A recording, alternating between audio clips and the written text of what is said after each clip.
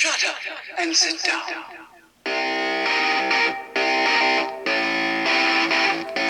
Good evening, everyone. Welcome back once again to Vicious Rex. And of course, I am your host, Mr. Main Event himself, the often imitated, never duplicated Suicide Tim Vicious. And we're going to go over Money in the Bag was in Toronto, Ontario, Canada. Now, I will be the first to say this. The show was not an oh my god A+ spectacular. There were missteps along the way during the show. Yes. However, all in all, I will say for a total grade, if I had to give it a grade, I would say a good B pushing B+. Now, big thing do need to address first and foremost at the top of the show.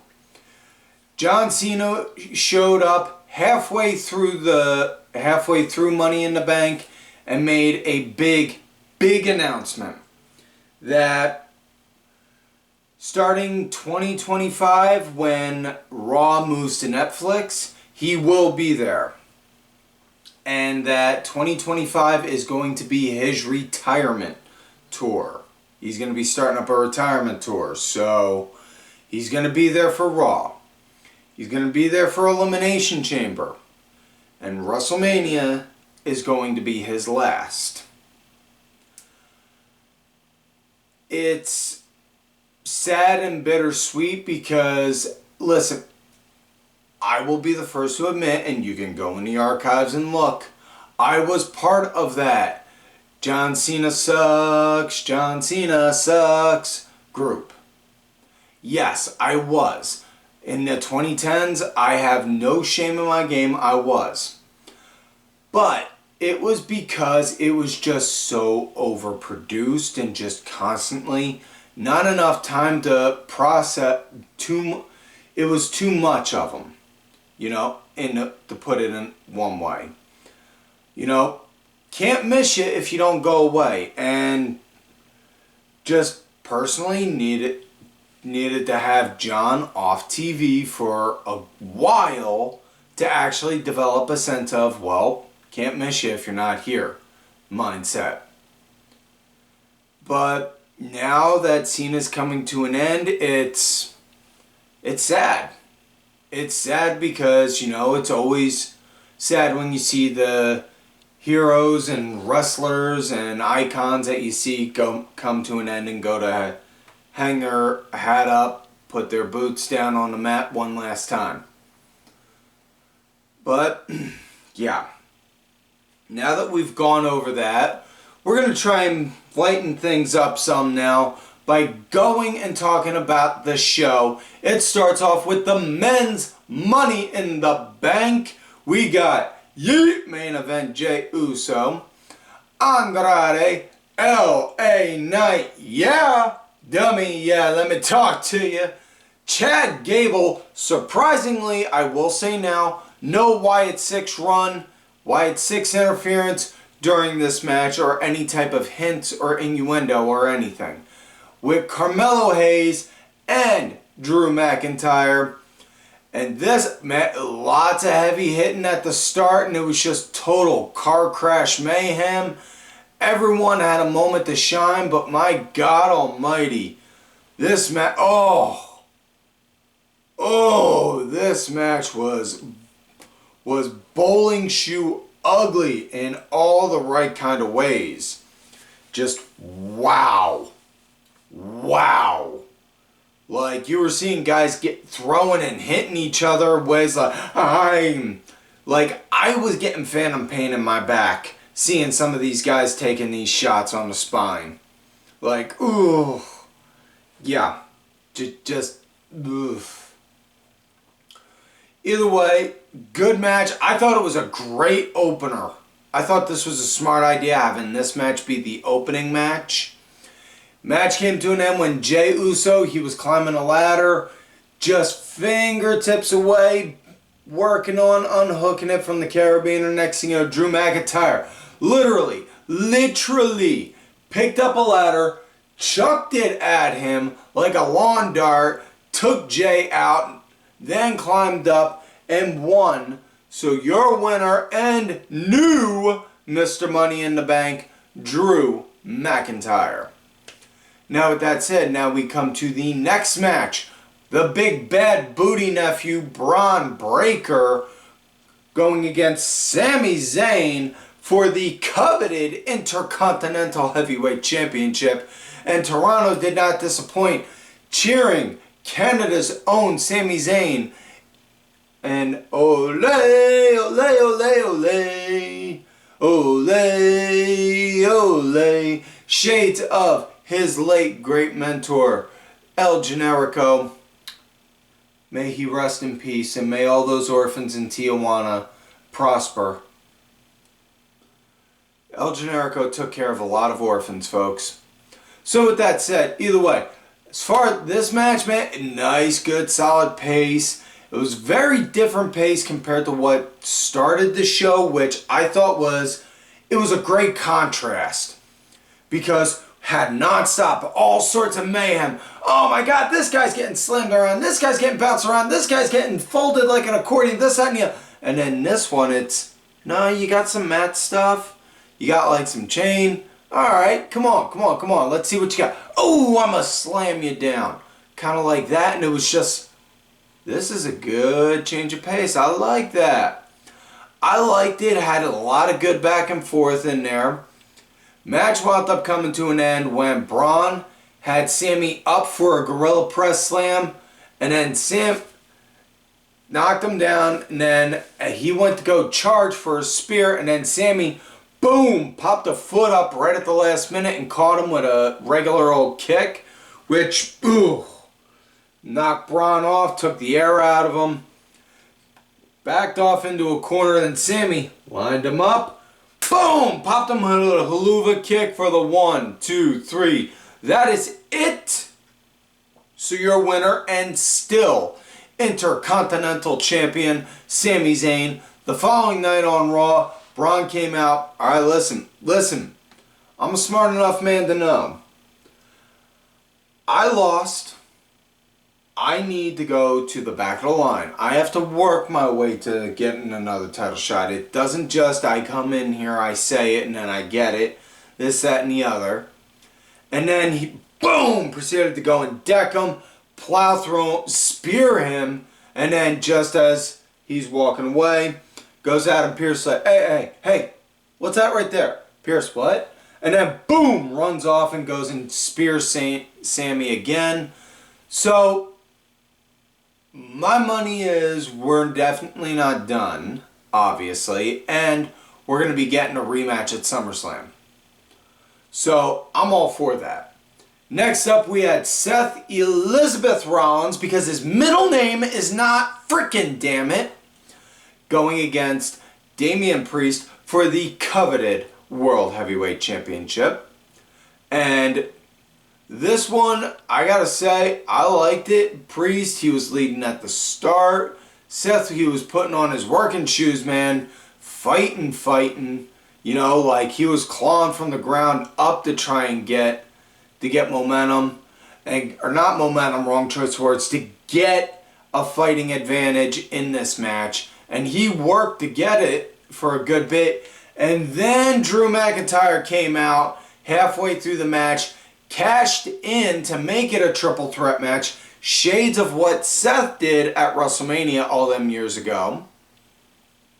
Then, as the match is going on and it looks like Drew is about to win, next thing you know, what happens? The Pepsi Man himself, CM Punk, comes out of nowhere, attacks Drew, blindsides him, smashes a chair over him, and then, after he's done all that, grabs the title, gets on the apron, wham! Clocks him with the title. Now, while all that is going on, should note, Seth got knocked out, so he was out of commission on the outside, trying to get his bearings together. So, Drew, he gets his bell rung with the title, and then, Priest gets up. He sees Drew down.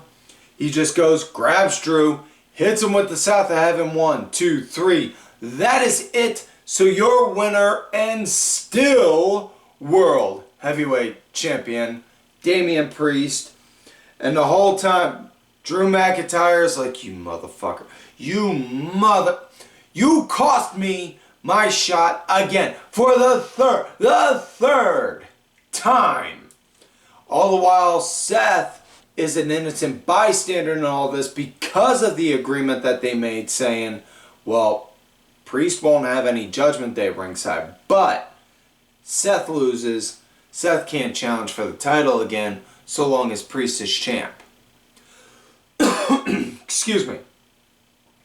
Now, the following night on Raw, things did get addressed. One, first and foremost, need to explain, during the post-show for the pay-per-view, McIntyre went ballistic and actually elbowed Adam Pearce. Not intentionally, mind you, but Pearce was behind him, and it was just more like a boom. Caught him by surprise because he didn't know who was behind him. So Pearce suspended him. And Punk was there Monday night addressing what happened, saying he did what he did to get back at Drew. Because Drew crossed the line. He went and drug his family into it. And then Seth Rollins came out, dressed him like, now, Punk, you can stand out the ring there, or you can grow a set and come on in here and we can talk. But I'm going to let you know now. I told you last time you were in here. You say something about me, that's one thing. But if you're going to be disrespectful, then that's going to be a whole other issue. Basically saying that. And then them two start jabbing some shots at each other, make some, this, that, and the other. And then Punk explains, listen, what happened to you was an innocent mistake. But what he did cross the line. He's walking around wearing a bracelet with my wife and my dog's name on it. And it may just be a 15-cent piece of dime store retail crap to you, but to me that means a lot. Would you feel like that if he was walking around having something with your wife and your daughter's name on it? I don't think so. So, yeah, it was I'll let you slide, but you're not off the hook. Kind of a meeting. And then you saw Punk talking to Adam Pearce later on in the night, and Pearce saying to him, listen, I know you want McIntyre. I know you do. And I'll give him to you. But I can't talk to him and get things arranged if you're here and he's there and he's going to go ballistic on you. So this is what I need to do. I need you to stay home. I need you to go home and get healthy. Get as healthy as you can so that way we can do this match. And I will talk to him, have him be clear and level-headed so we can listen to reason. Otherwise, can't do it. Any rematch hopes you have with McIntyre are going to go out the window. Any title opportunities you are wanting to get are going to go out the window. All of it gone if you don't back off and go home. And the more Punk's trying to say, like, you want me to back off? He's like, yes, I know you have a habit of not just stirring the pot, but tossing dynamite into it. Paraphrasing that, mind you. I'm not saying he said that to try and make a crack at like AEW or whatever. But basically he said that, and then he was like, all right, fine. I'm going to go home. I'll get healthy. You talk to Drew. We get this settled.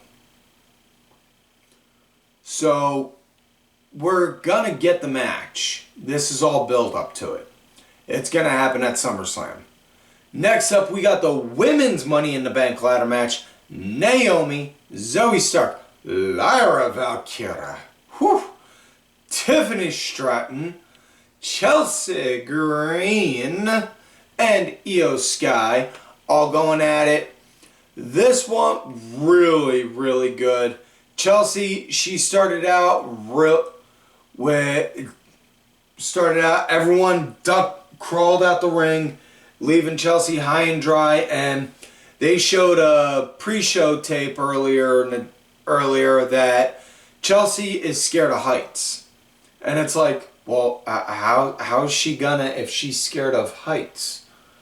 And she's just left there. Like I said, everyone else went outside, started fighting opponents to grab a ladder, and Chelsea's just standing there like, oh, maybe I can reach. No. Well, maybe if I jump up, no. If I jump, no. And then once a ladder came in, she tried going to grab it, to use it, and then wound up getting put on the ass end of an ass whooping. And then we got car crash, demolition derby stuff ensuing. But man, I gotta tell you, the girls' Money in the Bank ladder match was way better than the guys' ones. I liked it. Now, like I said, there were some obvious missteps in this match. And I'm not going to knock anyone on it. Because, honestly, this was a big match. You're going to have some... Not everything is going to be picture perfect, let me put it like that. And, honestly, I'm okay with that. And hear me out on my reasoning why. If everything looked picture perfect, 100% choreographed from start to finish, every single way down from the time the bell rings to the match starts to the time the bell rings when the match ends. Then instead of people complaining about, well, there was a misstep here and this looked sloppy there, then everyone would complain about it looking too fake and too choreographed and this, that, and the other. Which is funny considering on how much nobody ever says anything like that about with movies. Because I guarantee nobody said anything like that about any of the superhero movies that have ever come out within the past, 15, 20 years. So, yeah. Decent match. Like I said, this was hands down match of the night. And the winner was Tiffany Straton on how that came to be. Chelsea had a ladder up. She's climbing. And then Tiffany wound up setting one up literally right next to hers. And as Chelsea's climbing up trying to get it, Tiffany climbs up, looks at her, and then pretty much just like in Breaking Bad when the lady pushes the ATM over and crushes the dude, just kisses fingers, 2 fingers, tips Chelsea's ladder over. Chelsea falls off her ladder and crashes into a set of tables that was set up earlier in the match. So, yeah, and then Tiffany wound up climbing up, getting a briefcase. So your winner is Tiffany Straton. And now, we're going to talk for a minute because we're going to sidebar on this because I've had from Saturday night up until now at the time of this recording to sit here and think down how I was going to verbalize what I'm going to say about with the Drew McIntyre cash-in not succeeding. I know a lot of people were complaining, oh, they wasted cash-in, they should have given it to this guy or that guy, and blah, blah, blah, blah, blah, blah, blah. Here, let me say this about that. Drew's failure could, in fact, work to favor for Tiffany because while it wouldn't be said out loud verbally, it does give the perception of, well, that failed cash-in makes her cash-in it's going to make hers look so much better because, hey, she didn't lose. And this is just based on the idea of Tiffany actually having a successful cash-in. Now, if she loses, gotta wait to see on how that plays out, but going off of the idea of it's a cash-in, so Women have 100% success rate for a cash in. So yeah, we'll just say. But I don't see it as a bad thing that Drew lost because of that. That's just me. So now we come to main event of the night. 6-man tag action, Solo Sikoa, Tama Tonga, and Jacob Fatu with Tonga Loa ringside going against Kevin Owens, Randy Orton, and Cody Rhodes. Excuse me. This nice good start, with the baby faces. They were leading. Good pace right up until Jacob Fatu came in. And when Jacob came in, man, it changed the direction real quick. Like Randy wound up hitting all of his signature moves, and he had everything lined up. And then hit Jacob with the draping DDT, turned around, and then coiled around to go size up for the RKO. Wham! Wham! Picked his head up and just saw Jacob standing like... looking all sorts of like a mean mad Samoan, and... yeah! Eep. Yeah. So, yeah, and then... after that, then... Randy, he wound up becoming the punching bag for a bit. KO came in, started going good. It looked like they were getting some decent, looking like it was things were going good for the baby faces, and then he got the hot tag in the excuse me. That long diatribe about the Money in the Bank thing kind of scratched my throat up some. But KO got the hot tag in, started cleaning up some, and then got made into a punching bag. Then Cody came in. He got the hot tag, and then we started getting the actual... Then that's when we came into the closing act of the match, so to say. Now, the ref wound up taking a bad bump on the outside, and all sorts of action, and... would say this right now. Jacob Fatu was this match's MVP. He was, without a doubt, no question. Because of the fact of he did a lot of the heavy lifting, and I know a lot of people were saying, well, Jacob should be the head of the bloodline because he did all this action, not Solo, blah, blah, blah. Shut up, dude, and just think about this for a minute. Jacob wound up getting all that so that way he would look good for his debut match. Duh. Either way, Jacob and Cody were in there for a bit. He straight up murdered Cody and then hit him with the Samoan spike, threw Solo on top of him to give Solo that winning pin. So that way he could say he pinned Cody. And then we got the 1, 2, 3. Now, the Friday before before Money in the Bank, I should say, they ended SmackDown with a closing vignette of the Bloodline addressing what they wanted, what their goals are, and Solo saying that he wants the WWE title that Cody took from his family. So, smart money is we're going to get Solo Sikoa versus Cody Rhodes at SummerSlam for the WWE title. And I know some people are going to say, well, Solo's not ready. Well, you're never going to know if somebody's ready until you put them in that spot. I mean, what was it? Brock Lesnar was a rookie, and within his first year on the main roster, his first year, he was put in a main event spot and won a WWE title at SummerSlam. It's So again, I say you're never going to know if someone's ready until you put them in that spot. So put him in it. If he's not ready, okay, then we don't have him go for it, or we mask on how we have him look like he is, but then slowly pull away. It's not rocket science, people. So either way, that is it for this week's show, folks.